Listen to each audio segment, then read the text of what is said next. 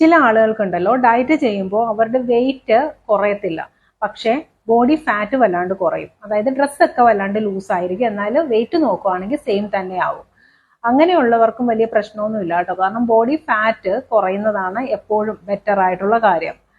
നമ്മുടെ ബോഡിയിൽ visceral fat കൂടുതൽ ഉണ്ടെങ്കിൽ പലതരം ലൈഫ് സ്റ്റൈൽ ഡിസീസസ് വരാനുള്ള സാധ്യതകളും വളരെ കൂടുതലാണ്.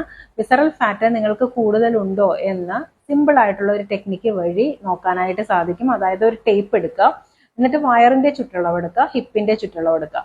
ഇത് തമ്മിലുള്ള റേഷ്യോ കാൽക്കുലേറ്റ് ചെയ്യുക. Waist divided by hip is equal to 0.8 കൂടുതൽ ഫീമെയിൽസിനുണ്ടെങ്കിൽ അവർക്ക് വിസറൽ ഫാറ്റ് കൂടുതലുണ്ട് എന്ന് നമുക്ക് മനസ്സിലാക്കാം. മെയിൽസിന് 0.9 കൂടുതലുണ്ടെങ്കിൽ വിസറൽ ഫാറ്റ് കൂടുതലുണ്ട്. ഇങ്ങനെയുള്ളവര് അവരുടെ ഡയറ്റിലും വർക്കൗട്ടിലും ഒക്കെ കൂടുതലായിട്ട് കോൺസെൻട്രേറ്റ് ചെയ്യേണ്ടതാണ്.